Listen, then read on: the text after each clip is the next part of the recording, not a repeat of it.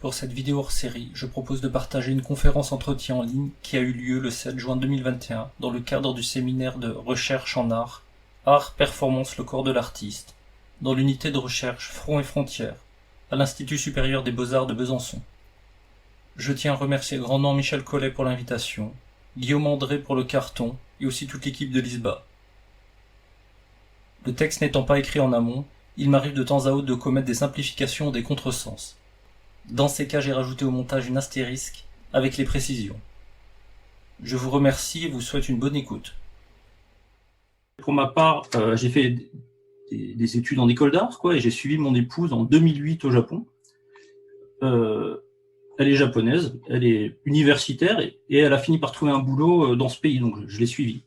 Et en tant qu'artiste en arrivant au Japon, le milieu est assez difficile. Pour un artiste, c'est très dur. Et plutôt que faire de l'art, j'ai préféré monter des événements, et qui ont donné petit à petit, ce lieu qui s'appelle le Palais des Paris, qui est un lieu privé, c'est un bâtiment privé que j'ai retapé et dans lequel on accueille des résidences et on essaie de faire des expériences. Alors, faire des expériences d'art au Japon, qu'est-ce que ça implique? Il y a un premier élément qui est que le concept d'art au Japon existe, c'est une importation, donc a priori c'est à peu près le même concept qu'on a en France ou en Europe, c'est quasiment la même chose. Il y a des musées, il y a des œuvres d'art, tout ça a priori ressemble pas mal. Mais dans la pratique, en essayant de produire des choses, trouver des artistes, trouver des spectateurs, trouver des financements, essayer de vendre des projets par exemple, on se retrouve face à d'autres attentes, à des attentes très différentes. Et c'est un peu, je vais commencer par vous parler de ça. Alors je vais essayer de vous partager, je vais vous partager mon document que je vous ai préparé. Voilà. Normalement, vous devez le voir. Voilà. Donc, je vais commencer par vous parler de quelques anecdotes, mais après des anecdotes, ça reste assez subjectif. Donc, pour essayer de détailler mon propos, je vais vous montrer des catalogues d'expo au Japon. Et ensuite, j'interviens dans une question sur le corps, sur les formes, et à partir de ces préalables, des expériences individuelles aussi, des éléments qui ont été vus dans des catalogues, et essayer de se poser la question de comment ça fonctionne, et donc dans un deuxième temps, essayer de parler un petit peu de la prémodernité, ce qu'il y avait avant la modernité, puis dans un troisième temps, parler de ces mêmes formes ou de ce qui change dans la modernité. Et à la fin, je vais vous montrer dans un dernier temps quelques expériences qu'on a fait au Palais des Paris qui répondent finalement à ce contexte. Voilà. Donc je vais commencer par quelques anecdotes. Simplement, quand on reçoit un artiste, donc c'est souvent des artistes français, francophones, on essaye par exemple de faire un article de journal. Et le journaliste nous demande à chaque fois une question qui est assez étrange. C'est quel est le message que vous voulez passer au public japonais pour l'article de journal, et ça signifie qu'est-ce que vous voulez exprimer que le public doit ressentir. Bon, alors c'est un peu compliqué puisque on ne sait pas trop quoi répondre, puisque a priori on n'a pas vraiment l'idée que l'artiste veut dire quelque chose, une sorte de message de communication que le public doit nécessairement ressentir ou vivre, mais c'est ce qui est demandé. Pareillement, en allant dans une mairie, demander de l'argent, on propose un projet et on nous demande, mais on comprend pas très bien, c'est trop abstrait. Ce qu'on aimerait savoir, c'est concrètement quels sont un ensemble de formes, qu'est-ce que vont faire les gens, qu'est-ce qu'on peut faire concrètement, et dans un ensemble de choses. Et c'est ça que les gens attendent, c'est ça qui est appelé art, c'est des ensembles de formes à produire. Bon, là aussi, c'est un peu étrange, hein. Et pareillement, quand on va dans des musées, quand on discute avec les gens, on apprend que le spectateur, il n'est pas supposé trop réfléchir ou trop avoir un avis personnel. Plus ou moins, il est supposé que les spectateurs ont tous plus ou moins le même type de réaction face à une œuvre. Une bonne œuvre, elle suscite la même réaction chez tout le monde. Bon. Ou alors, on nous explique même que il faut pas trop réfléchir, il faut pas que ça soit trop conceptuel, c'est mal vu. Même quand on discute avec des artistes, on nous explique dans les écoles d'art, le professeur explique clairement, il faut pas que ce soit chiant, faut pas que ce soit conceptuel, il faut que ça rentre dans un canon, que ça soit assez consensuel. Bon, alors il y a tout un ensemble comme ça d'attentes sur l'art, et personnellement, c'est assez difficile de se dire on va faire une expo qui répond à ça, puisque venant d'Europe, le concept d'art, rien que la subjectivité, l'idée que l'artiste a une vision très individuelle sur le monde ou sur des phénomènes, ça rentre un peu en conflit avec ce genre d'attente. Bon, néanmoins, il y a tout un monde de l'art, des artistes, des écoles d'art, des musées, qui répondent à ça. Et je vais vous montrer quelques catalogues qui montrent d'une certaine manière comment ça répond à cette attente. Donc, cette attente assez consensuelle, on peut utiliser ce terme, où une forme exprime une chose, où les formes sont ressenties d'une certaine manière. Voilà, donc je vais vous montrer quelques catalogues. Alors ces catalogues, je les ai choisis dans des musées, plutôt des musées nationaux, que ça soit pas des petits micro-phénomènes locaux, mais plutôt des expos dans des grands musées qui font venir beaucoup de monde, et j'en ai choisi où on peut voir un peu le type d'expérience ou le type de relation aux œuvres qui est supposé. Donc, voilà, donc première partie. Donc, j'ai choisi une expo qui doit être de 2018, je crois, dans un musée qui est un musée à Tokyo, qui est un grand musée d'art occidental. Et c'est une expo qui a fait beaucoup de succès, peut-être un demi-million de personnes qui est venu voir cette expo. Les expos au Japon, en tout cas dans ces musées, c'est des opérations commerciales énormes. Donc c'est des organes de presse qui montent des événements. Et donc tout est pensé dans un but très communicatif. Mais vous allez voir, le résultat est un peu étrange. Alors là, en l'occurrence, ça traite de Hokusai et des influences sur le japonisme. Donc l'influence de Hokusai sur les Occidentaux. Alors tout le propos de l'expo est de montrer quels ont été les effets secondaires d'un artiste japonais, Hokusai, enfin du XVIIIe siècle, sur l'art occidental. Et effectivement, il y a eu des tas de copies, voilà, des assiettes, des choses comme ça, de l'art décoratif qui a été fait à partir de cette fascination du Japon. Alors, tout ça, voilà, il y a ce genre de choses qui est assez évident. Comment? Et puis très vite, ça dérape un peu, c'est-à-dire que on a des œuvres d'Hokusai, à côté on met un Monet, comme si Monet s'était inspiré directement d'Hokusai. Voilà. Ou là, vous voyez l'arbre de travers, c'est le même arbre de travers que chez Hokusai. Hokusai étant une œuvre bien avant, comme si Monet avait copié Hokusai, quoi. Et ça continue comme ça, etc. Avec des choses plus ou moins probantes, parce que bon, vous voyez bien que l'œuvre est pas du tout pareille, mais juste la forme des arbres suffit à faire des connexions, des analogies entre, d'un côté, Hokusai et Monet. Et bon, ça va même jusqu'à montrer, bon, Cézanne se serait inspiré d'Hokusai. Et la narration qui est écrite du catalogue, quoi, explique la même chose. C'est-à-dire que, finalement, Monet, on ne sait pas vraiment s'il a vu les Hokusai, mais il n'a pas pu ne pas les voir, parce que regardez la Sainte-Victoire et le Mont Fuji, et regardez aussi les 40 vues du Mont Fuji, et Cézanne a fait plein de vues. Bon, ce qui devrait pouvoir prouver que la forme à droite, à gauche, et la forme à droite entretiennent une relation. Bon, c'est assez étrange, hein. Et parfois, ça va jusqu'à l'absurde, hein, ce truc. Donc, c'est-à-dire que là, c'est des dégâts. Alors, si je zoome, là, vous voyez, il y a un petit fragment d'une femme qui se prend un bain, et visiblement, c'est censé inspirer Degas.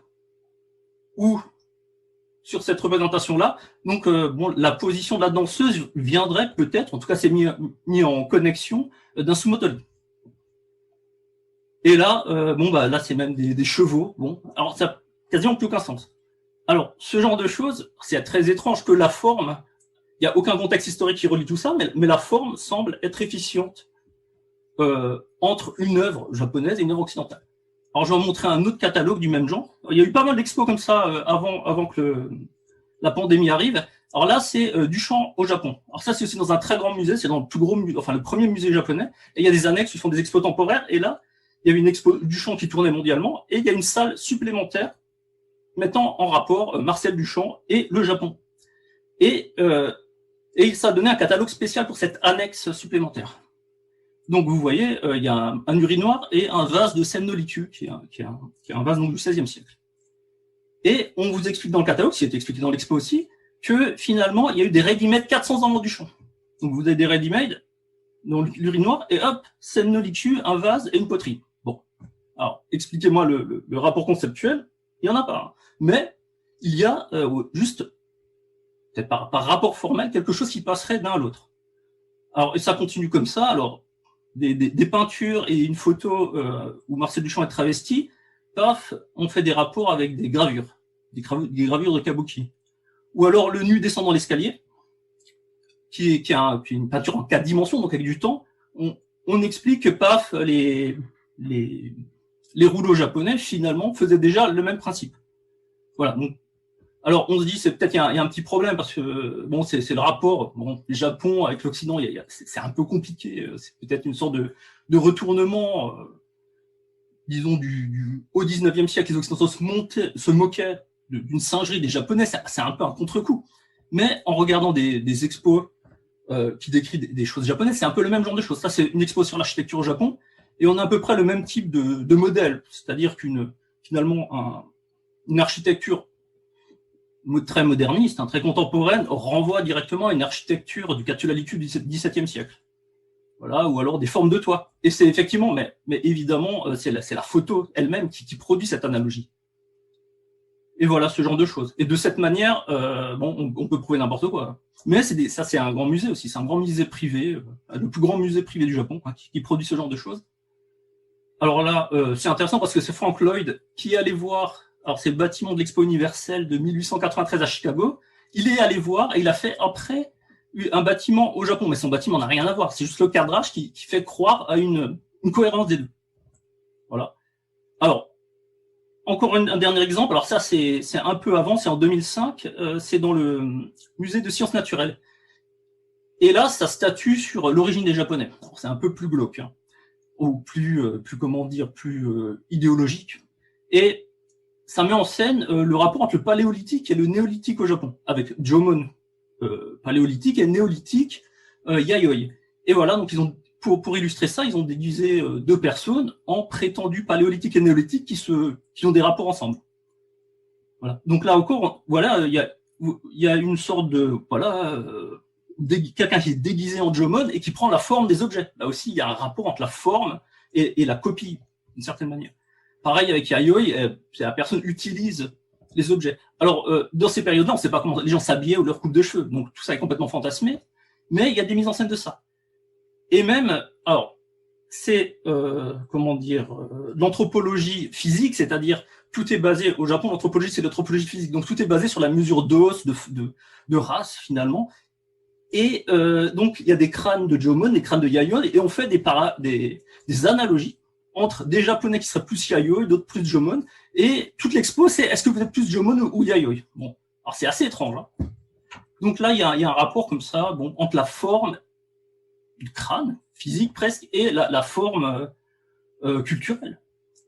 Et voilà, ce genre de catalogue, bon, jusqu'à expliquer, bon, essayer de faire des parallèles donc entre la forme du crâne et la forme des œuvres de l'époque, ce qui est pratiquement aberrant dans ce sens-là, mais en tout cas, c'est mis en scène de cette manière.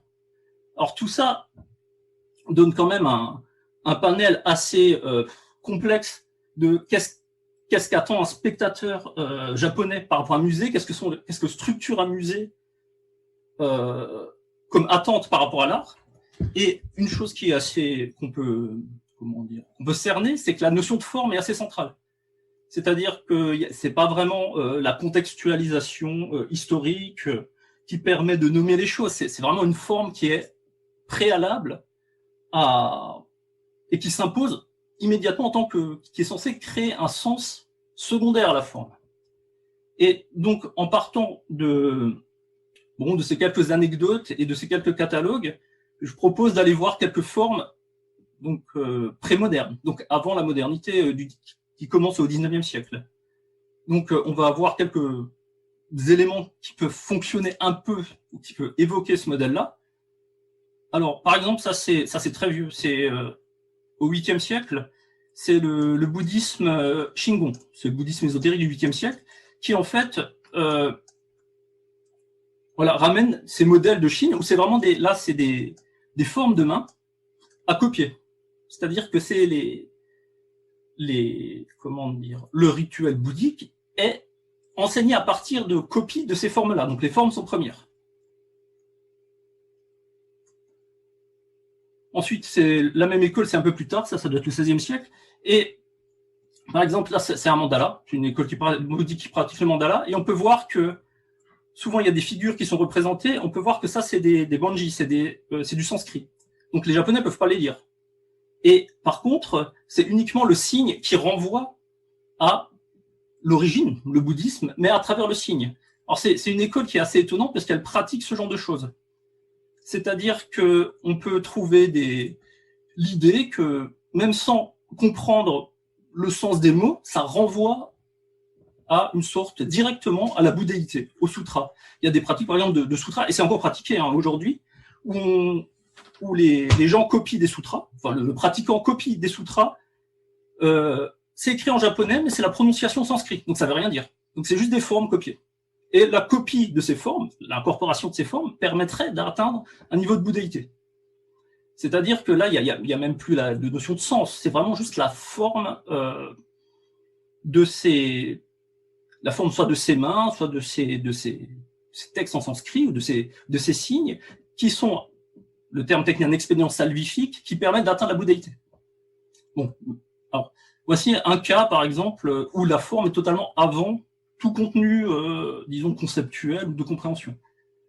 Alors deuxième élément dont je vais vous parler, c'est un système qui s'appelle le Shingyoso et qu'on trouve partout, surtout autour du XVIIIe siècle, ça devient à la base. Alors vous voyez, il y a 3 caractères et il s'écrit de 3 manières différentes. Alors il y a celui tout à gauche, il est en style Shin, c'est plutôt élaboré, formel, fini. Celui au milieu, il est en Gyo, c'est entre les deux, semi-formel, normal. Et celui tout à droite, il est je me suis trompé, So. C'est pas Shin comme c'est marqué, mais c'est So. Et donc, c'est la même chose qui est écrite, mais c'est juste des modalités plus ou moins rapides d'écriture. Voilà. Et vous avez la même chose ici avec toutes les gradations, avec à gauche en Shin, à droite en So, et entre toutes les variations en Gyo. Alors là, je vous ai juste mis c'est le Namu Amida Butsu, qui est une prière bouddhique, et elle peut s'écrire de 3 manières. Donc là encore, c'est pas vraiment, est-ce que c'est écrit en So ou en Shin, peu importe, ça remplit la même fonction. C'est vraiment juste 3 manières d'écrire différentes, ça n'implique pas autre chose que des plus ou moins de rapidité ou plus ou moins de précision. Alors, dans la peinture, ce système a été grandement réutilisé à partir du XVIe siècle. Alors ça, c'est l'école de Kano, et c'est le deuxième de l'école Kano qui s'appelle Motonobu. Lui, il va réfléchir à un modèle pour pouvoir produire des peintures rapidement et avoir des techniques. Et il va utiliser ce Shingyoso. Et il va estimer que ces peintures-là, ça c'est des peintures chinoises qui étaient à la mode. Donc ce peintre-là ou ce peintre-là, ces 2 premiers peintres, ils étaient de mode Shin. Ce peintre-là, Mokei, il était de mode Gyo. Et ce 3e peintre, qui doit être beaucoup plus ancien, il était de mode So. Et finalement, grâce à ça, il a élaboré une sorte de vocabulaire pour pouvoir très vite produire des œuvres. Et l'école Kano est devenue, ça c'est le XVIe siècle, mais 17e, 18e siècle est devenue l'école centrale au Japon qui a produit beaucoup pour le shogunat. Donc voilà. Alors, ça c'est dans un musée, c'est juste pour expliquer que ces choses-là, on ne peut plus vraiment les détecter. C'est assez difficile dans la peinture, par exemple, de détecter c'est du So, c'est du Gyo. C'est un peu passé, mais en tout cas, ça a été efficient. Voilà. Alors ça, c'est plus tard, c'est Okusai qui a fait une sorte de manuel. Et dans un manuel où il fait chaque fois 3 représentations, celle de droite, les carrés, c'est du Shin, celle du centre, l'espèce de sablier, c'est du Gyo, et celle à gauche, c'est du So. Et là, c'est intéressant parce qu'on voit bien qu'il y a plus de travail, et le So, on représente de dos, et rapidement, il y a moins de boulot, quoi. Et donc, voilà, à droite, c'est du Shin, milieu Gyo, à gauche, So. Donc, c'est des modalités de représentation. Et là aussi, bon, alors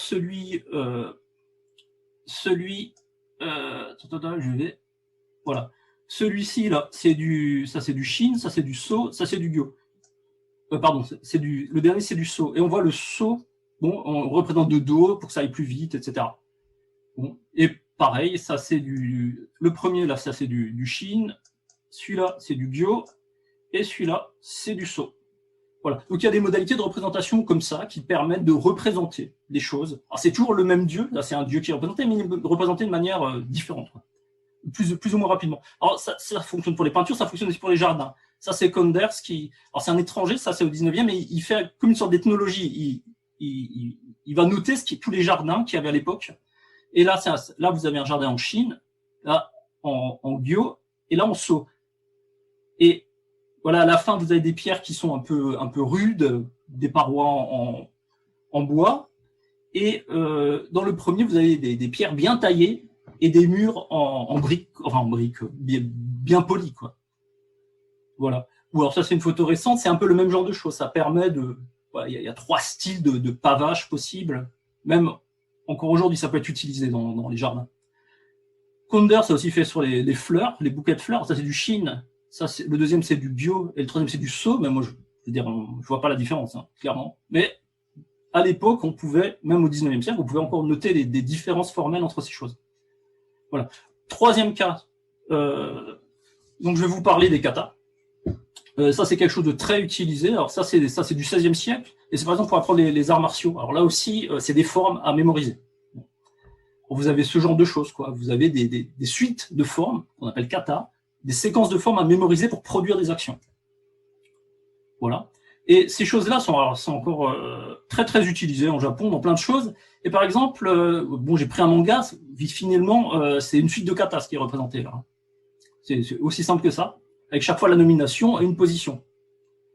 Et on peut trouver quand on va dans les... Ça, c'est assez rigolo. Quand on va dans n'importe quel magasin, en fait, on peut trouver des revues où il y a des tas de poses pour pouvoir dessiner. Alors, les gens qui font des mangas ont tendance à acheter ce genre de revues pour pouvoir dessiner. Donc, il y a une collégienne sur tous les angles où on peut trouver, bon, effectivement, des espèces de mise en scène de samouraïs dans toutes les poses, ou bien je sais pas, des gens qui se battent, quoi. Voilà. Donc, voilà. Là aussi, on a une sorte de modalité, bon, où il y a des katas, des formes qui possèdent, voilà, des choses à activer. Voilà. Alors, le problème de tout ça, c'est que c'est assez vieux, enfin, même si ça continue jusqu'à aujourd'hui, mais comment analyser toute cette forme? Comment est-ce qu'on peut supposer que ces formes, effectivement, c'était des formes préalables et qu'on les incorpore d'un point de vue secondaire? Parce qu'on peut dire le contraire, on peut dire que ces formes sont l'expression, finalement, de je ne sais quel concept, de je ne sais quelle intériorité. On pourrait tout à fait soutenir l'idée contraire. Et alors, il faut trouver une épistémologie qui permettrait de valider comment fonctionnaient ces formes avant, puisqu'en partie, on n'arrive plus à les lire. Et il y a une épistémologie assez intéressante qui est celle qui a été développée à partir du milieu du XXe siècle. Le premier, c'est Maruyama Masao qui va travailler dessus dans les années 40, et autour d'un penseur confucéen du XVIIe, XVIIIe siècle qui s'appelle Ogyo Solai. Donc, je vais vous présenter, en gros, comment ça fonctionne. Alors, je vais vous le faire vite parce que le temps passe vite, et je vais vous utiliser un lecteur français, quoi, qui s'appelle Olivier Ansart, L'Empire du rite, et qui explique, en gros, le fonctionnement du rite confucéen. Donc, chez Confucius, il y a la notion de rite. Alors, je vais vite vous le lire. C'est moins 5e siècle. Confucius dit qu'on le mène avec des règles ou qu'on le corrige avec des châtiments. Le peuple les évite, mais ne connaît pas la honte. Qu'on le mène avec des vertus ou qu'on le corrige avec les rites, il connaît la honte et se soumet dans son cœur. Donc, plutôt que des punitions, des rites et de la vertu. Problème, qu'est-ce que c'est que ces rites? Qu'est-ce que c'est que ces formes corporelles que sont les rites? Et il y a 2 écoles qui vont se former, on peut dire ça comme ça. En tout cas, il y a une spéculation entre 2 écoles. Il y a d'un côté Mencius et de l'autre Xunzi. Et Mencius, au moins 3e siècle, pensera qu'il y a une bonne nature humaine et qu'il y a une vertu. Et là, les rites, donc les formes produites, elles sont effets secondaires de cette vertu humaine. Xunzi, au contraire, pensera pas du tout. Les hommes sont pas vertueux. Mauvaise nature humaine. Par contre, il faut donner des rites pour canaliser et pour créer la vertu. Donc, c'est ce qu'on appelle le rite artificialiste. Et dans l'histoire de Chine, en fait, au XIIe siècle, il y a quelque chose qui s'appelle le néo-confucianisme qui va stabiliser énormément la pensée confucienne, qui va être très important, qui va se diffuser partout. Et ils vont privilégier, dans cette question du rite, ils vont privilégier l'aspect Mencius. Et donc, c'est un rite naturalisé, c'est l'émotion intérieure, c'est une sorte de, comment est-ce qu'on peut dire, de vertu humaine qui donne in fine les rites. Voilà. Et ça, c'est la version qui est diffusée, bon, qui est dominante en Chine. Et ce néo-confucianisme, il est importé au Japon et devient dominant au XVIIe, XVIIIe siècle. Le néoconfucianisme, il était moins présent avant, il existait, mais il était moins présent et il devient beaucoup plus dominant que le bouddhisme, par exemple, ou d'autres choses. Et il démarre une école néoconfucianisme japonais. Alors celle-ci a une particularité, c'est qu'elle va estimer que ça fonctionne pas, cette histoire de vertu, d'homme vertueux, d'homme de bonne nature humaine avant les rites. Alors c'est à cause du contexte japonais où il y a un contexte politique particulier parce qu'il y a un shogun et il y a des guerriers, il y a des fiefs partout. Donc c'est pas du tout unifié et dans des tas de possibilités, il y a des individus qui se mettent en conflit d'intérêts entre le shogun et le chef de leur fief. Bon, il y a des tas de problèmes. Et le moyen de solutionner ça, les conseils que donne un penseur, alors qui est devenu mythique entre-temps, qui s'appelle Augius Solai, c'est que non, il ne faut pas écouter les vertus, il faut suivre les rites des anciens rois, donc des rites qui viennent de la Chine antique, mais avant Confucius. Donc, les rites sont artificialistes. Ils sont donnés il y a très longtemps et il faut les suivre. Il n'est pas question de penser à soi-même à produire des rites, etc., etc. Et comme ça, il produit, voilà. Il dit un truc, alors c'est assez fascinant, mais en gros, dans l'espace public, tout ce qui concerne la politique, le rite doit être le rite confucéen, c'est-à-dire le rite ancien. Et il monte le Kogaku, l'école des choses anciennes, l'école des choses anciennes chinoises. Et donc, c'est les manières de refaire les rites anciens. Et dans l'espace public, tout ce qui touche à la politique doit être soumis à ces rites-là.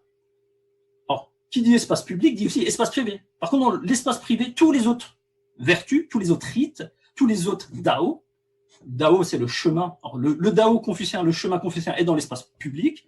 Tous les autres chemins, le chemin du bouddhisme, le chemin de tir à l'arc, des fleurs, de ce que vous voulez, c'est l'espace public. Et l'émotion, c'est l'espace public.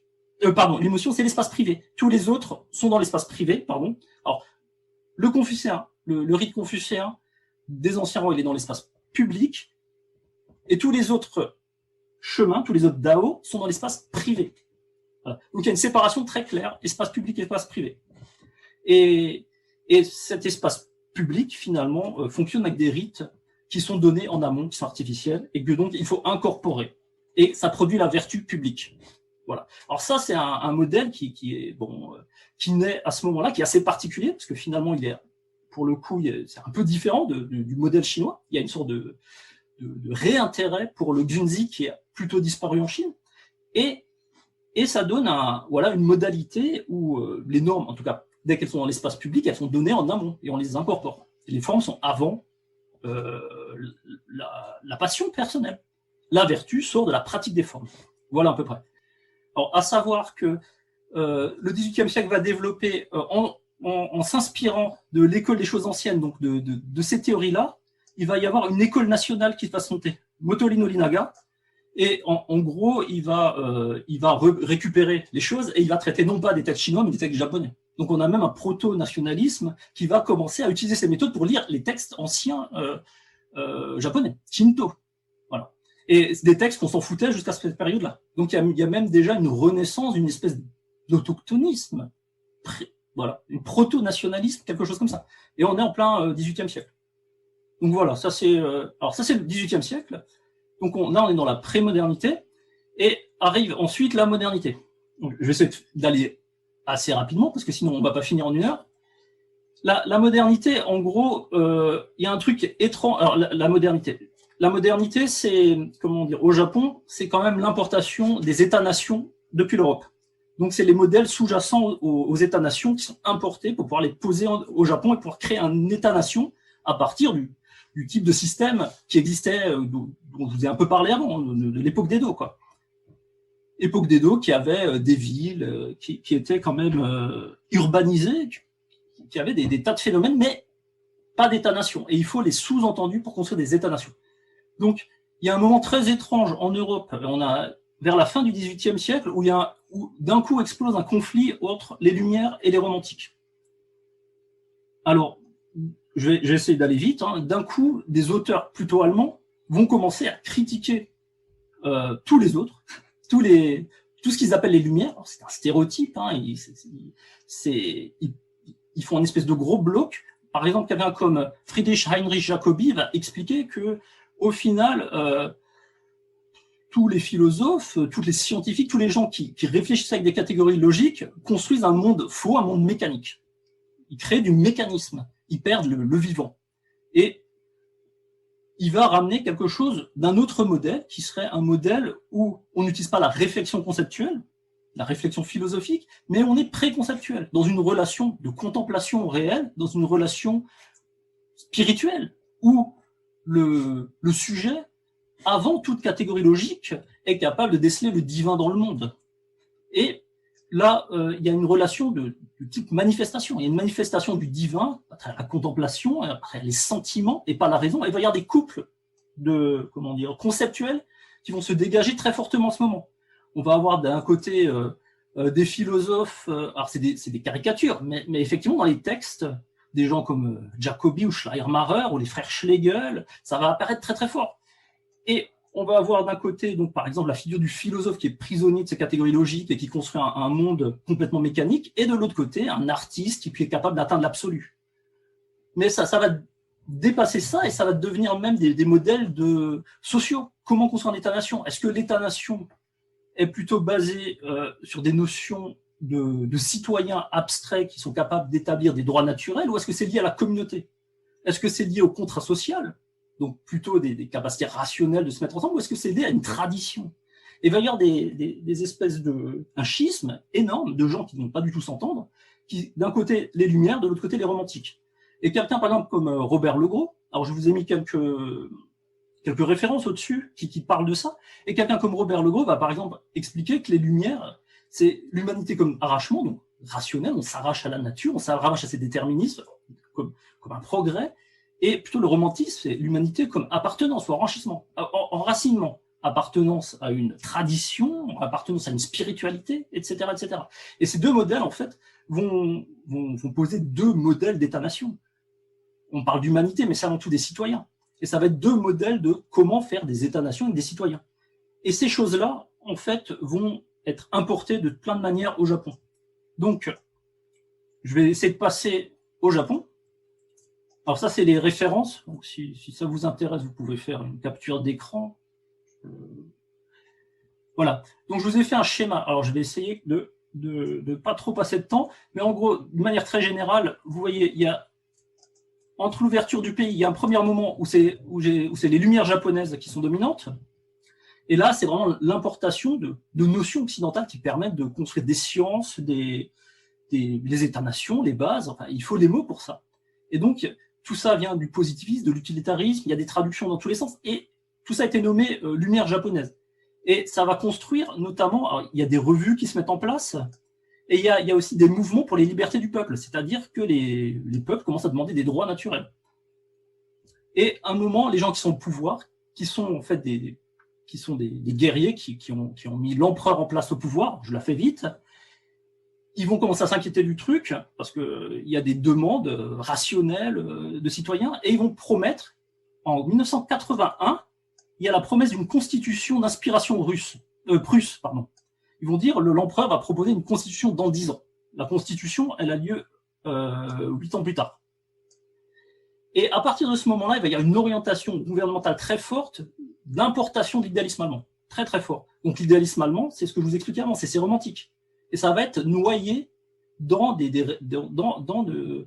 une base épistémologique, soit la philologie allemande, donc les Schleiermacher et autres, soit l'idéalisme allemand, les Hegel et autres.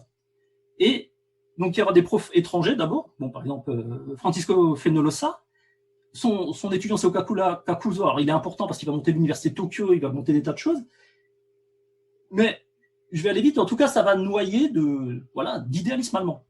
Alors, dans un premier temps, il va y avoir plusieurs moments. Dans un premier temps, Okakura Tenshin va quand même va monter une espèce de représentation du Japon comme une espèce d'idéal, donc quelque chose d'assez stable, idéal.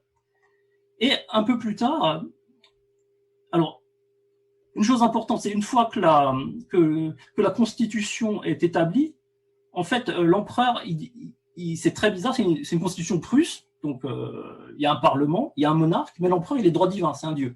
Donc le sujet japonais, il devient un sujet spirituel, parce qu'il est en relation avec un dieu. Et il il va y avoir des édits sur l'éducation où ce genre de choses va être signifié. Et il va y avoir un philosophe qui suit, en fait, qui est la deuxième génération, mais qui est prégnée d'idéalisme allemand, qui est Inoue Tetsujiro, qui va être les bases d'un Japon spirituel. Et, ok. Et cette chose-là, alors je vais essayer d'aller vite, va d'un coup exploser au XXe siècle. C'est-à-dire que il va y avoir des gens comme par exemple Kitaro Nishida qui vont arriver à créer un système japonais, un système philosophique japonais sur la base de ça. Alors quand c'est complètement fou parce que c'est des mots japonais, sa philosophie c'est très étrange, c'est de la philosophie et c'est le premier système philosophique non occidental. C'est complètement cohérent et c'est avec des mots japonais qui connotent le bouddhisme, etc. Quand on y travaille de plus proche, on se rend compte que en fait c'est que des termes importés et des termes de l'idéalisme. Ça ressemble à du Jacobi, à du Schleiermacher, à ce genre de choses, mais avec des terminologies japonaises dessus. Et il va construire donc une forme de spiritualisme japonais. Il va monter l'école de Kyoto. Ce système va être la base de l'école de Kyoto. Il aura plein d'étudiants qui vont devenir des philosophes. Hein. Et pour continuer dans ces années-là, et je vais vite, d'un coup, alors, en 1923, il y a un séisme dans le Kanto qui ravage une bonne partie, et c'est très étrange parce que d'un coup, les propos se raidissent. Avant, c'était encore relativement ouvert, c'était relativement international, et d'un coup, il y a un mouvement nationaliste, et toutes les théories littéraires deviennent nationalistes. Il y aura la naissance de l'école des sensations nouvelles avec Kawabata, par exemple, une nouvelle manière Alors, chose intéressante aussi, la langue japonaise est neuve. Le premier roman japonais en langue moderne, il date de 1905. C'est-à-dire les textes d'avant, on ne peut plus les lire à cette période. Donc c'est un élément important. C'est-à-dire que les conceptualisations de la période d'avant se perdent. Il y a une nouvelle langue. C'est une langue moderne, c'est plus la même langue. Et le premier roman, il date du XXe siècle. Le roman moderne, en langue moderne. Et donc, dans les années 20, il va y avoir des gens qui commencent à écrire en japonais en voulant être japonais et avec une langue moderne. De manière, ils vont faire des théories. Il va y avoir des théories sur l'art populaire. Il va y avoir alors, éléments intéressants, par exemple, Tanizaki, l'éloge de l'ombre. Donc, quand on est en Occident, on a souvent l'impression que c'est une porte d'entrée sur la culture japonaise. Donc, il faut savoir que Tanizaki, il n'a pas été formé au lettré. Il ne peut pas lire les textes du 19e siècle. Il ne peut pas lire les textes d'Edo, il ne peut pas lire les textes du 19e siècle. C'est un moderne, il a été formé à la modernité, il a une langue moderne, et il fantasme le passé. Voilà. Et donc, tout ce qu'il a, c'est une forme de romantisme. Il voit l'Occident, alors lui, c'est l'image de l'ampoule, et de cette ampoule qui est occidentale, il construit une opposition fantasmée qui est l'ombre. Le japonais, c'est l'ombre. Le Japon est l'ombre, l'éloge de l'ombre. Mais c'est uniquement c'est quasiment le même discours qu'avaient les Allemands contre les Français à la fin du XVIIIe siècle. Simplement, là, c'est le romantisme contre l'Occident. Et ça, on se fait avoir à tous les coups, parce qu'on ne le sait pas. Mais concrètement, c'est un petit bourgeois. Il vit comme un bourgeois au XXe siècle. Il a sa femme, il a sa petite maison, voilà, et il fantasme de manière romantique son passé. Les mêmes années, il y aura Yojiro Yasuda qui va monter l'école romantique japonaise, et lui, il le dit très clairement, on n'a plus les capacités de comprendre notre propre culture. Le seul moyen, c'est d'utiliser le romantisme pour réintégrer notre propre culture. Voilà. Et donc ça continue. Alors, bien sûr, avec la guerre qui arrive, ça devient de plus en plus radical, et il y a des oppositions très fortes entre le Japon, qui est un Japon spirituel, avec un empereur, le Japon universel, visé universaliste, de dépassement de l'individualisme occidental, et avec avec des tas de textes. Et bon, on va aller vite. Hein. Et à la fin, il y a un colloque. Hein, il est connu en 1942, colloque du dépassement de la modernité. Il y a tous ces gens qui se mettent ensemble. Ils sont tous d'accord. Plus aucun n'est capable de lire les textes anciens, enfin les textes même du 19e siècle ou du 18e siècle. Mais ils trouvent bon. Mais il y a le dépassement de la modernité. Modernité signifie Occident.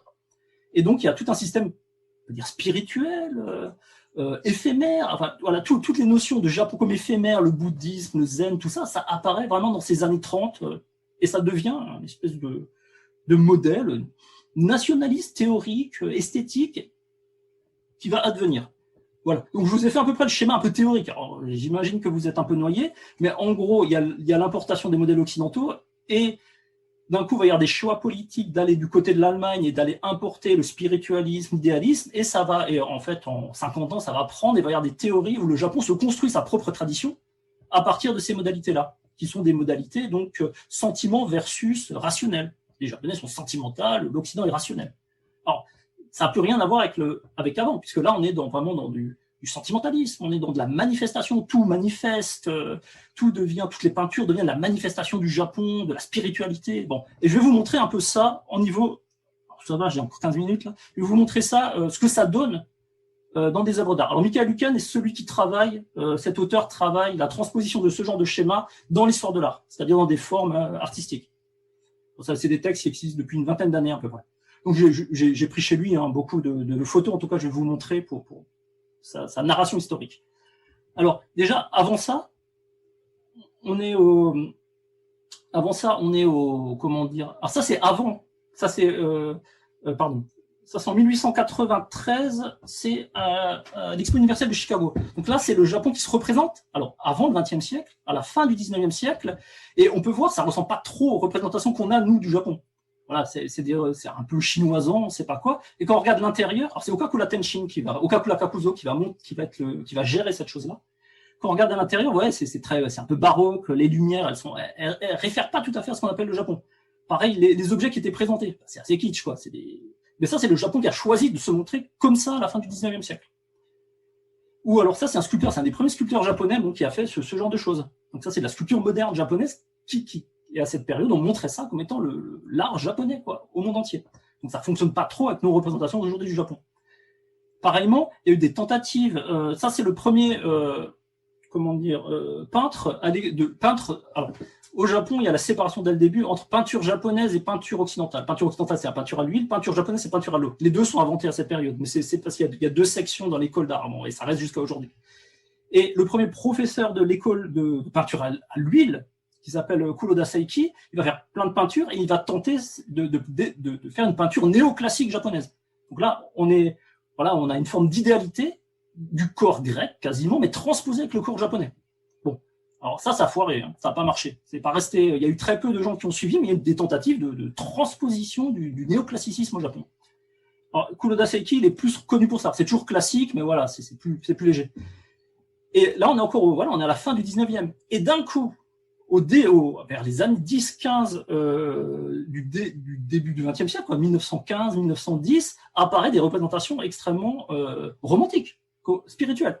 Par exemple, Maruyama Kaita, alors ça c'est un bonze, c'est un moine bouddhiste qui pisse. Bon, alors là on n'est plus du tout on est dans des représentations qui c'est quasiment, je sais pas, c'est chrétien quoi. Il y a quelque chose d'une irradiation comme ça. Alors, par exemple, c'est un exemple, ou alors les exemples très connus de Kishida Ryusei, dans ces années-là, qui mène une peinture un peu comme ça, un peu spirituelle. Alors lui, c'est assez intéressant, alors c'est la peinture à l'huile, il va, dans les années 20, peindre sa fille beaucoup. Et il va référer à de la peinture allemande, de Bruegel, de la vieille peinture, et il va produire des représentations un peu grotesques, un peu, pour lui, spirituelles ou grotesques, de représentations japonaises, quoi. Ça, c'est sa fille, hein, voilà, des représentations comme ça. Alors ça, c'est très connu au Japon. Ou alors là, c'est une version à l'eau, quoi. Et bon, là, on est toujours dans la peinture à l'huile. Avec le temps qui avance, il y a toujours la question, c'est la peinture à l'huile, donc la peinture occidentale, et il faut que le Japon réussisse à représenter des espaces japonais en peinture occidentale. Il y a une espèce de complexité de comment faire de la peinture orientale alors que c'est de la peinture à l'huile importée. Donc il y aura des tas de tentatives de gens qui vont essayer de montrer le Japon à travers l'importation de la peinture à l'huile. Par exemple, ça c'est un cas intéressant parce que lui il vivait en Chine. Donc c'est la peinture orientale. À essayer de trouver des couleurs, des coloris qui fassent oriental, mais avec la peinture occidentale. Alors là, c'était un peu quelques éléments alors ça, c'est en 42, quoi. Je vais vous montrer, c'était de la peinture qu'on dit occidentale, dans la peinture à l'huile, mais on a à peu près la même chose dans la peinture dite japonaise. Donc là, par exemple, en 1916, voilà, on a un type de peinture qui est un peu, comment dire, un peu mortuaire, un peu mystique, ça ressemble plus du tout à la peinture d'avant, quoi. Ou alors cette peinture-là, un peu extasiée, voilà, on est dans les années 15-20. Et plus tard, là, on est en 1925. Alors, ça, c'est de la peinture un peu mystique, un peu avec du feu, avec des. Alors, c'est censé être de la peinture japonaise, hein, avec du feu, avec des papillons qui volent. Bon, représentation des éléments naturels, voilà. Ou alors cette peinture-là, qui est assez intéressante, c'est pas une peinture abstraite, hein, c'est une peinture, c'est plutôt la peinture figurative, hein, surtout plus on approche de la guerre, plus c'est de la peinture figurative. Et là, c'est une représentation. Alors, on est dans les années 32, effectivement, comment c'est le côté non stable, un peu flottant, etc. Les représentations commencent à devenir comme ça, tout comme les théories. Watsuji parle dans Fudo, c'est 35, là on est en 32, donc c'est vraiment dans l'ère du temps où il y a une sorte de romantisme et le Japon est flottant, etc. Et ça vient petit à petit dans les représentations. Ou là, c'est en 44, donc là on sait qu'on a une représentation Mont Fuji, mais avec une espèce de violence naturelle. Bon. Alors, je reviens en arrière, par exemple, c'est très intéressant, Yanagi Soetsu, c'est quelqu'un qui a, comment dire, qui jusqu'aux années 15 écrivait des textes dans des revues, et c'était des textes très sujet-objet. C'est-à-dire qu'il parlait d'occidentaux, il parlait de l'artiste qui construit son œuvre, etc. Et d'un coup, à partir des années 20, il se met à s'intéresser à Mingei, l'art populaire. Là, c'est une expo de vases coréens, où il va traverser le Japon pour trouver des sculptures d'un moine du XVIIe siècle. Et il va mettre en valeur, ce genre de choses, qui ne sont pas des auteurs, et mettre en avant des gens qui ne sont pas des auteurs, qui ne sont pas des artistes, mais qui produisent. Et il va mettre en avant les arts populaires. Donc le musée, il a monté un musée, ça existe toujours. Donc ça, c'est une com de maintenant, mais les premières œuvres, ce genre de choses, ça date des années 30, quoi. Donc c'est une revalorisation, une reconstruction de l'art populaire des années 30. Et on met en avant comme étant de l'art. Ça, c'est quelqu'un qui traînera autour de lui et qui va, pareillement, alors ça ressemble, si vous voyez bien, ça ressemble beaucoup à ce genre de choses, mais qui va construire des représentations voilà, du bouddhisme, un peu mystique, un peu brut, voilà. Alors, dans ces années 30, on redécouvre, il y a des fouilles et on redécouvre des anciennes poteries. Donc, ça, c'est des poteries des années 30, en fait. Donc, on croit que c'est des vieilles choses, mais c'est des reconstructions dans les années 30. Alors, je vais essayer d'avancer. Ça, c'est Bruno Taut. Donc, Bruno Taut, il arrive au Japon en 34 et en fait, il va redécouvrir le palais Katsura. Donc, il va découvrir l'architecture traditionnelle japonaise complètement oubliée. Alors, il va mettre en avant ce type d'architecture. Il y en a très peu des architectures comme ça. Et il va dire ça c'est Japon, ça c'est l'âme japonaise. Et par contre, ce genre de choses, ça c'est le temple de Nikko, très célèbre, c'est de la merde, c'est kitsch. Voilà. Et il va opposer, alors il va simplifier à mort alors pour information, 95% des bâtiments ils sont comme ça au Japon, mais c'est ça qui va devenir japonais. Et ça fonctionne. Alors Bruno Taut, c'est un architecte moderniste, un architecte très important allemand moderniste. Et donc ça fonctionne. Il trouve une tradition qui fonctionne avec les critères du modernisme. Donc des espaces ouverts, le rapport à la nature, des espaces vides, c'est ce genre de choses. Voilà. Alors ça, c'est très intéressant, c'est un carnet de Bruno Taut. Et voilà, il va faire un schéma de l'architecture japonaise. Oh, pardon, je me suis trompé, ça va. Il va faire un schéma de l'architecture japonaise, où vous voyez, alors, il va prendre tous les phénomènes et il va trouver un chemin qualité, un chemin kitsch. Et donc, il va prendre finalement Shirakawa, ça c'est de la maison populaire, ça c'est les trucs nationalistes impérialistes, mélange avec culture du thé, le zen, etc. Et tac, ça c'est la qualité japonaise. Et le palais Katsura, ça c'est l'habitation avant. Et si vous vous souvenez, j'avais montré un catalogue avec l'architecture, c'était déjà le palais Katsura. Et de l'autre côté, Nikko, Hideyoshi, alors ça c'est la période, c'est le 18e siècle, c'est le shogun Tokugawa. Donc tout ça c'est de la kitsch, c'est de la merde, c'est formaliste. Alors, ce qui est très intéressant, c'est que, par exemple, je vous avais parlé de Shin Gyoso, ces trois modalités. Lui, il va simplifier à mort. Il va dire Shin, finalement, c'est kitsch, c'est formaliste, et So, c'est la liberté, c'est Japon, c'est la nature. Et il y a voilà. Alors là, les codifications changent complètement. Et par exemple, c'est le réintérêt. Bon, c'est tout le XXe siècle, mais lui, il ira très fort, par exemple, de Sen-no-Ritu. Alors, vous vous souvenez, Marcel Duchamp, l'urinoir, les poteries, là. Alors, c'est le même qui a construit ça. Et là, on est vraiment dans de l'architecture Voilà. Merde, pardon, je m'excuse. Voilà, je me suis trompé. Donc là, c'est de l'architecture Donc c'est un peu, on va dire, wabi-sabi, c'est un peu vieux, c'est un peu machin, etc. C'est un peu spirituel, l'éloge de l'ombre, un tas de choses. Mais tout ça, c'est une revalorisation de ces années-là. Et surtout, ce qui est très intéressant, ça vient de la simplification, du changement complètement de statut, de toutes ces formes, de ces codifications. Parce que l'époque ce style-là devient l'expression de la liberté japonaise, par opposition à quelque chose qui est formel, qui serait chinois. Voilà, on a des discours de cet ordre-là. Voilà. Et c'est très intéressant, 1939 naissent, alors ça c'est des jardins de 1939. En 1939, il y a déjà la reconstruction de toute une espèce de tradition. Alors les jardins zen, les premières représentations que ce type de jardin a un rapport avec le bouddhisme, elle date de 35-36. Voilà, les premières représentations textuelles. Avant, ça n'avait pas de rapport, ou c'était très peu représenté. On ne sait même pas s'il y a eu beaucoup de jardins comme ça, on ne sait rien, ces jardins. Mais en 39, ça commence, il y a déjà des modernes, donc Shigemori Milei, qui se met à faire des jardins comme ça. Et voilà. Et là, on est dans une espèce de tradition complètement réinventée, mais qui va envahir partout. Et voilà, par exemple, ça c'est très beau, c'est du modernisme, c'est classique, enfin c'est traditionnel, c'est du modernisme tout mélangé. Et c'est nationaliste. Alors là, c'est ultra-nationaliste, évidemment. En plus, j'oublie de dire, on est en période quasiment de guerre. Cette esthétique-là deviendra l'esthétique du nationalisme et du fascisme japonais, contre l'Occident, etc., etc. Donc, pour bien rajouter une couche de complexité dessus. Et voilà, ce genre de choses. Alors, vous voyez, ces espèces de formes, finalement, béton moderne, avec ces petits tracés zen autour. Bon. Voilà. Et je vais finir cette partie moderne là-dessus. Alors, au-dessus, ça, c'est l'après-guerre. Au-dessus, c'est alors, j'ai scanné un livre de Michael Huken. Au-dessus, c'est Tange Kenzo, et en dessous, c'est Charlotte Perriot, donc, qui a vécu aussi au Japon. Et finalement, c'est des modernistes, et c'est eux qui ont, in fine, construit cette espèce d'image du Japon. Cette espèce d'image un peu zen, un peu vide, un peu... Voilà. Et donc, voilà à peu près là, tout le trajet de la modernité. Donc, ouais. Donc, avant de parler de quelques expériences, sinon on peut discuter, je peux montrer les expériences en discutant.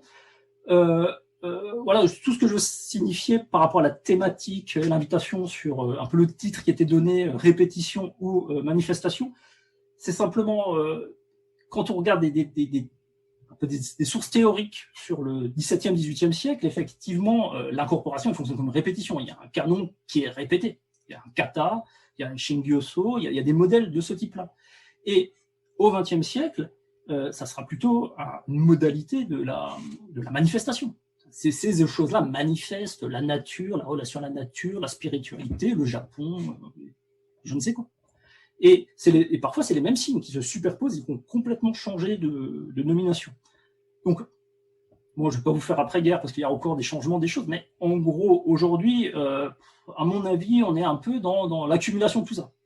Ce qui fait que il y a encore des habitudes, il y a plein d'habitudes de type répétition, incorporation. En même temps, les nominations, les concepts, ils sont extrêmement... ils partent sur le génie, ça parle de la manifestation, ça prend des nominations comme ça. Et donc, on est dans l'imbrication de ces deux, et c'est assez difficile de séparer les uns des autres. Et de plus, c'est assez conflictuel, au sens où il y a encore cette relation un peu Orient-Occident de compétition qui s'est construite dans les années 30. Elle existe dans le milieu de l'esthétique, c'est encore assez dominant, puisque tous ces gens qui ont construit, que ce soit les intellectuels ou les artistes, en fait, ils ont tous continué d'écrire plus ou moins les mêmes textes après la guerre. C'est-à-dire, tous les gens qui faisaient partie du colloque du dépassement de la modernité, ils ont continué, ils ont un peu changé. Ils ont changé les aspects brûlants, mais ils sont passés de l'école de Kyoto à de quelque chose comme de l'existentialisme. Voilà, ils ont un peu adouci, mais dans l'art, en tout cas, les modèles restent. Et puis, sans arrêt, il y a des occidentaux qui reviennent et qui reviennent valider ces choses-là. Par exemple, Goutai, c'est typique, hein, c'est un occidental qui vient, et là, on est tout à fait dans une forme romantique de violence, de je sais pas quoi, et qui était assez minoritaire au Japon. Parce que dans l'après-guerre, le Japon essaie de reconstruire aussi un art plus conceptuel, pas refaire les mêmes erreurs. Mais bon, l'histoire, c'est qu'il y a les occidentaux.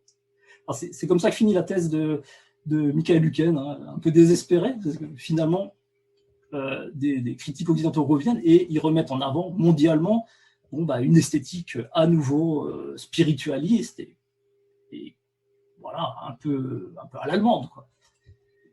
Voilà. Donc, ça fait 1 heure. Là, je peux vous montrer des expériences. On peut en discuter. Je sais pas. Peut-être. Alors ça, c'était un programme. Alors c'était OPJ Julie Siganek et Julie Poulain, c'était des performeurs. Et eux, en fait, ils sont venus et ils ont l'habitude d'intervenir dans des milieux sociaux un peu particuliers. Sauf que là, le langage, ça va pas. Enfin, c'est très compliqué. Et puis intervenir socialement, comment est-ce qu'on fait? Donc, on a décidé qu'en fait, tous les jours, ils répétaient 5 actions minimes dans la ville. Dans des lieux, c'était pas prévu. Hein. Et ils répétaient ça tous les jours pendant 3 semaines. Et à force, les gens s'habituent, en fait. Et donc, les gens viennent s'interroger, s'habituent, ont moins peur, etc. Et c'était des petites actions. Ils faisaient semblant de faire du golf. Et voilà, ils faisaient semblant de faire du golf dans un parc. Un truc comme ça. Ils laissaient des photocopies dans la photocopieuse tous les jours. Jusqu'à ce que, la personne commence à lui dire, créer des connexions comme ça, mais par la répétition. Voilà. Quelque chose de corporel qui ne fait pas peur, et la répétition. Ou alors, ils ont fait un truc incroyable, c'est tous les jours, il y a une mairie énorme, ils ont pendant 10 minutes échangé de place en haut, en bas, ils ont croisé dans l'ascenseur, ils s'asseyaient, enfin, il y a un protocole. Et ça, par exemple, ça a pris dans la mairie, parce qu'ils ne le savaient pas. Et on a quelqu'un qui était venu, en fait, qu'on connaissait, qui bossait à la mairie, et qui était venu pendant la résidence, je sais pas quoi, et qui, j'essaie de lui expliquer, il y a une performance en cours à la mairie, elle a rien compris. Et elle a vu passer un des artistes qui est habillé avec un veste jaune, c'est frais. Et en fait, ça a pris dans tout le bâtiment. C'est quoi ces étrangers qui se croisent toute la journée et tout. Et ça commençait vraiment à faire très peur à toute cette administration. Et donc après, elle a compris, elle est intervenue pour essayer de dire oui, c'est de l'art, etc. Et tout est rentré dans l'ordre, c'est devenu un public de tous les jours de performance. Voilà, alors ça crée finalement, voilà, ce genre de tentative, c'était très bizarre. Hein. Ça crée finalement des ancrages comme ça, par la répétition. Voilà. Donc voilà. Ou sinon, mon deuxième projet que je vous montrer, c'est Emmanuel Lacoste qui là est présent. Alors, ce qu'il a fait, c'est qu'il écrit, c'est des miroirs recouverts en noir et il écrit dessus des textes. Et voilà, c'est des textes. Et là, plutôt que des textes en français, ils ont été phonétiquement transformés en katakana, qui permet de transposer phonétiquement des mots étrangers. Et donc, il a fait ça. Et il en a fait une installation. Et bon, c'est pas ouais, voilà, ce genre de choses. Et alors c'est assez étonnant parce que, je veux dire, nous aussi on le lit, on comprend vaguement le sens. Mais un japonais ne peut pas comprendre le sens. Mais en même temps, ça plaît parce que répétition, et je vais vous montrer certains phénomènes bouddhiques, ça ressemble à ça. Copier du sanskrit sans avoir de sens, etc. Et finalement, ça évoque des choses comme ça. On peut discuter autour de ça. Voilà. Fleury Fontaine, qui est là aussi. Alors eux, ils ont fait un projet. Ils étaient dans un autre cadre. Ils ont fait un projet à l'intérieur chez nous, pendant un mois. Ils sont questionnés sur les questions d'Ikikomori. Et finalement, c'était tellement compliqué qu'ils ont travaillé avec des Ikikomori. Salut. Ils ont travaillé avec des Ikikomori français depuis le Japon. Et donc, parce que bon, c'était hyper compliqué, quoi. D'arriver à travailler avec Ikikomori au Japon, c'est absurde.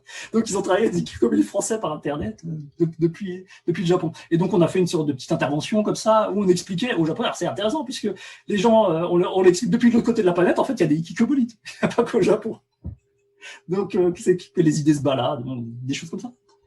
Et il y avait une petite installation aussi dans une salle où ils dormaient dans la salle d'expo, donc le lit restait, quoi, comme chez Ikikomori. Ikikomori, c'est ces personnes qui sortent pas de chez eux. Voilà. Bon, Laure Catugé, alors je vais aller vite. Elle a bossé. Alors là, elle est fan de comment est-ce qu'il s'appelle, Bruno Taut. Et Bruno Taut avec une autre ville. Donc elle a travaillé en fait sur les restes sur cette espèce d'univers moderniste, mais qui est partout, quoi, qui est dans le quotidien. Voilà. Et donc, voilà, des maisons assez pauvres. Ça c'est une paroi qui se déplace. Des choses assez pauvres, mais qui évoquent finalement et le modernisme et l'histoire du Japon. Bon. Alors, ce genre de choses, ça marche. C'est étonnant, hein, parce qu'à partir de ça, on arrive, des choses très distantes, on arrive à parler avec les gens et à avoir des échanges. Plus c'est abstrait, plus ça marche. Alors, un peu le même genre, Meriol Lehmann, il avait fait des photos dans des zones un peu périphériques. Et il avait flouté ses photos, il avait fait du son des zones périphériques. Et c'est très bizarre parce que c'est des zones, il n'y a pas vraiment de centre-ville, c'est des zones un peu affectives, en même temps c'est tout en transformation. Et donc il avait un peu transfiguré des choses qui sont assez quotidiennes en même temps, qu'on ne comporte pas trop d'intérêt. Et ça permet d'attraper les gens parce que c'est leur histoire, quoi. C'est leur histoire qu'ils ne connaissent pas. Ou Hervé Breillet, c'était... alors là, c'est des formes, par exemple, ce que vous voyez au sol là, c'est des gestes très répétitifs. Alors tout ce qui est brut, répétitif, matériaux, ça passe relativement bien, quoi. Ça, on arrive à avoir une discussion là-dessus. Bon, voilà, il avait fait une intervention comme ça, voilà, où il répète des choses, finalement. Finalement, il a des actes de répétition. Voilà, ce genre de choses. Ou sinon, ce qui marche très bien aussi, alors là, je vais vous défiler vite, mais des interventions sonores. Il n'y a pas de langage, l'aspect un peu événementiel, bon, ça marche très bien. Voilà, de la musique expérimentale marche très très bien. Bien mieux qu'en France. Et là, il n'y a pas besoin d'explication. Les gens sont extrêmement sensibles, attentifs à ça. C'est très étonnant. Bon, alors, dans des lieux pas possibles aussi, hein, parfois. Hein. Là, c'était Hugues Vincent, on l'avait fait intervenir dans une fabrique de d'aroma, quoi. Ouais, Pascal Barret. Bon, la performance marche assez bien, ou le son. C'était une installation son dans un lieu bouddhique. Donc ça n'a aucun sens, mais ça fonctionne très bien dans une Matsuri, enfin dans une fête locale. Et ce genre de choses, finalement, forment des cohérences. Ou alors, Maureen Colomar, juste la répétition d'une performance où elle répète quelque chose, un motif, ou alors bon, dans l'espace public, des interventions assez simples. C'est Rodolphine Tolino, avec un miroir sur la tête qui se déplace, des actions voilà, assez efficaces, assez simples. Bon, dans une galerie marchande, il tombait chaque fois. Voilà. Bon, c'est à peu près tout ce que...